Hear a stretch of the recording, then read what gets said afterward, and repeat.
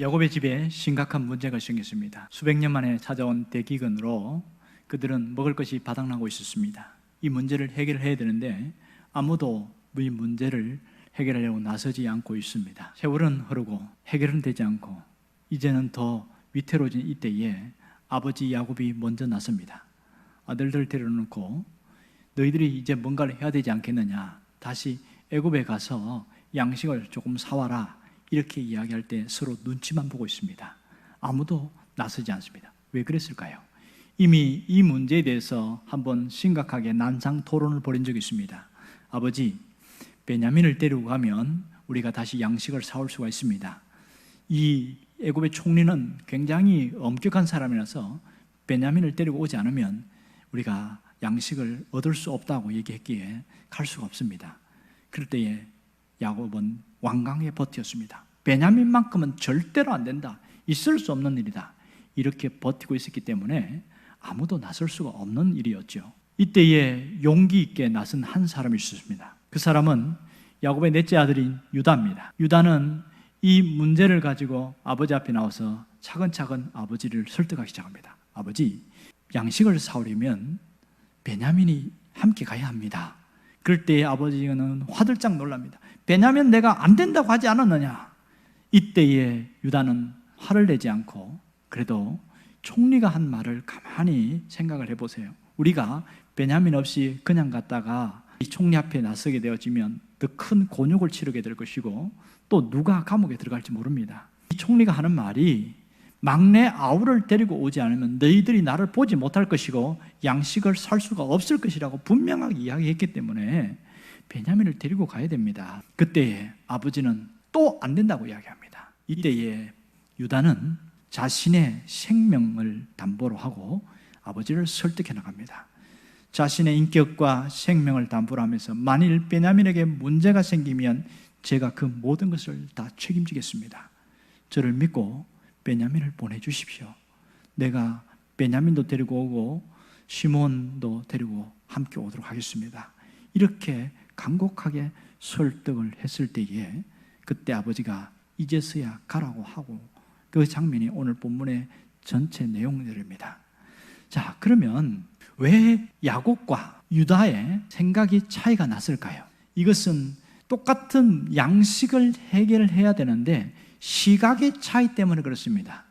야곱은 베냐민 없이 그냥 적당히 뭔가 해결을 해서 이렇게 양식을 문제를 이렇게 해결하려고 했고, 유다는 베냐민 문제를 해결하지 않으면 안 된다고, 양식 문제와 베냐민 문제는 동일한 문제라고 설득을 해나갔습니다. 결국은 유다의 말대로 야곱이 허락을 하게 되어지지요. 여기서 우리가 신앙인들이 어떻게 살아야 되는가, 이 부분을 유다를 통해서 정확하게 보여주고 있습니다. 신앙인들은 적당히가 아니라 분명히 이렇게 살아야 된다는 겁니다.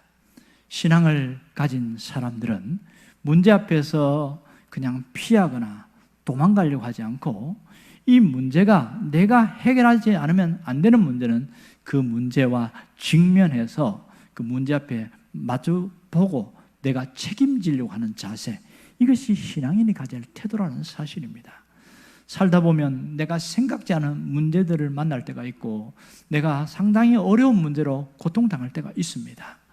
이럴 때에 우리는 상당히 방황하고 고민하고 괴로워합니다. 때로는 예기치 않게 내가 의도하지 않은데 다른 사람 때문에 어려움을 겪을 때 심각한 고민에 빠집니다. 사람에 대한 배신감과 그 고통, 그것 때문에 오는 회한, 이루 말할 수 없는 힘든 일이 생기지요. 어떤 사람은 문제가 생기면 이리 피하고 저리 피하고 자꾸 회피하려고 하는 사람이 있습니다. 그냥 알아서 하나님이 해주시겠지 하고 덮어놓고 기도만 하는 사람도 있습니다.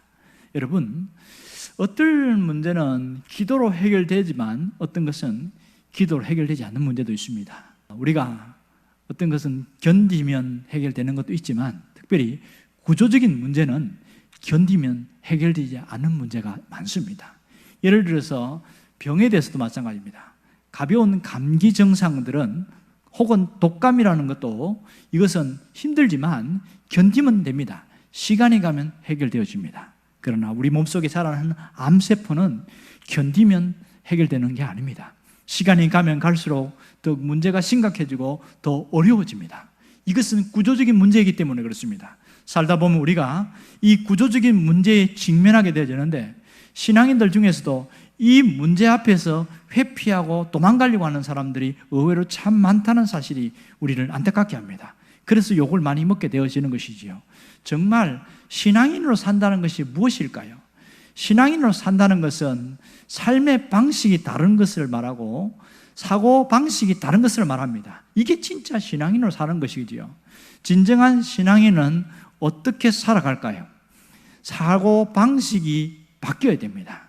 세상적인 사고 방식에서 하나님의 방식으로 바뀌는 겁니다. 그게 뭔지 아세요? 버려야 할 것은 버리고 취해야 될 것은 취해야 됩니다. 가장 세상적인 사고 방식 중에 하나는 절망적인 사고입니다. 절망적인 사고는 우리가 세상에 살아가면서 이미 물들어 있는 거예요. 어떤 일이 탁 생겼을 때에 안 되는구나, 이건 끝났구나, 이건 할 수 없는 거야. 처음부터 절망이 들어오고, 그래서 마음에 좌절이 감이 오기 때문에 해결할 수가 없는 거예요. 아무리 믿음이 좋은 사람도 절망적 사고방식을 깨트리지 않은 사람들은요, 해결이 안 되어집니다. 이런 사람들의 특징이 문제가 생기면 버티기 작전합니다. 어떻게 되겠지? 해결되겠지? 마치 야곱과 그 아들들의 모습처럼 양식이 줄고 떨어져 나가고 없어지는데도 불구하고 버텨보는 거예요. 이런 것은 버틴다고 해결되는 게 아닙니다. 왜냐하면 구조적인 문제이기 때문에 이것은 누군가 이로써 책임지고 나서지 않으면 절대로 해결되지 않습니다. 절망적인 사고방식을 가진 사람들은 자꾸만 회피하려고 하고 도망가려고 하고 자기 신이 움직이지 않으려고 합니다. 누군가 해결해 주기를 바라고 있습니다. 이것은 심각한 문제이지요. 그러나 정말 신앙적 사고로 바뀐 사람들은요, 바로 소망적 사고방식을 갖고 있습니다. 문제는 있고 환경은 어렵지만 그래도 이거는 해결될 수 있는 거야, 이거는 일어날 수 있는 거야, 이렇게 말합니다. 왜 그렇습니까? 하나님이 그 중심에 있기 때문에 그렇습니다. 하나님이 없다면 정말 절망적이지만 이 상황에도 하나님이 계시기 때문에 하나님이 도우시면 해결될 수 있어, 하나님이 함께 하시면 문제는 풀어져, 이런 사고를 갖고 있습니다. 이런 신앙적 사고방식이 우리가 가져야 될 신앙적 태도입니다. 이런 사람들은 살아가는 방식이 완전히 다릅니다. 내 문제가 생겼을 때에 내가 회피하거나 도망가려고 하지 않고 책임지려고 합니다. 책임적 존재로 살아가려고 한다는 말입니다. 적당히가 아니라 분명하게 이렇게 가지려고 하는 겁니다. 내가 이 문제를 책임진다는 것이 얼마나 중요한지 모릅니다. 많은 사람들이 신앙이 좋은 사람에 불구하고 어떤 사람은 문제가 생기면 이것을 기도만 하는 사람이 있어요. 기도만 해요. 그럴 때 다른 사람들로부터 비난과 비판을 받게 되어집니다. 기도만 한다고 이게 되느냐고, 이것을 해결하려고 움직여야 되지, 이러면서 비판합니다. 사실 구조적인 문제는 기도만 해갖고 해결되지 않습니다. 그것은 먼저 내가 나서야 되고 자존심이 상할 때도 있지만 그것을 책임져야 되고 그래서 희생하려고 하고, 그럴 때에 하나님이 역사한다는 사실을 놓치지 않기를 바랍니다. 하나님은 우리가 문제를 책임지려고 할 때에 귀를 열어주십니다. 문제를 책임지려고 할 때에 하나님이 복을 주십니다. 여러분, 유다를 가만히 보십시오. 그는 넷째 아들로서 영향력이 없는 자였습니다. 요셉을 팔을 때에 함께 동참했고, 그는 신앙적으로 탈선의 길을 갔다가 돌아왔고 이방 여인과 결혼을 했고 또 며느리를 통해서 자식을 낳고, 이런 정말 보잘것없는, 정말 누구 앞에서도 내놓을 수 없는 그런 사람인데, 가장 절박한 문제, 생명의 문제 앞에서 내가 책임지겠다고 했을 때 그의 삶 이유는 획기적으로 달라졌습니다. 아버지 야곱도 이 유다를 모습 보면서 정말 흐뭇했던 것 같아요. 유다가 마지막 어떻게 달라진지 아세요? 그가 왕의 가문으로 거듭나는 지파가 되었습니다. 창세기 49장에 보면 야곱이 유다를 축복하면서 7위자의 지팡이가 너에게 함께 할 것이다, 이렇게 말합니다. 그 말은 유다의 지파를 통해서 왕들이 태어날 것이다, 그런 것이지요. 이 결정적인 순간에 자기가 목숨을 담보로 하고 그 모든 문제를 해결하려고 나선 그 유다에게 하나님이 놀랍게 축복을 하셨습니다. 우리가 문제 앞에서 책임적 존재로 살아가려고 할 때 하나님은 우리의 길을 열어가신다는 사실을 잊지 않기를 원합니다. 그러면 오늘 우리가 어떻게 살아야 될까요? 지혜로운 사람이 되어야 합니다. 예수님은 분명히 이렇게 말합니다. 너희가 세상을 살 때에 뱀같이 지혜로운 자가 되어라, 그렇게 말했습니다. 지혜로운 사람은 어떤 사람입니까? 분별력과 판단력을 가진 사람입니다. 삶에 대해서, 문제에 대해서 분별력과 판단력이 분명한 사람인 거죠. 이것은 기다려야 될 문제인지 아니면 이 문제는 내가 직접 책임을 져야 되는 것인지 분명하게 판단할 줄 아는 사람이라고 말합니다. 이것을 책임져야 되는 것은 내가 정말 이 문제 앞에서 직면하고 이것을 직접 스스로 수습하려고 나설 때에 하나님의 역사가 있습니다. 내가 해결할 수 없는 그 문제 앞에서는 하나님 앞에 믿음으로 기다리는 것이죠. 이것이 지혜로운 자입니다.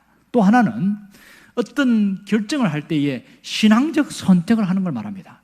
우리는 항상 무슨 문제 앞에서 선택을 해야 될 때가 많습니다. 어떤 결정을 해야 될 때가 많아요.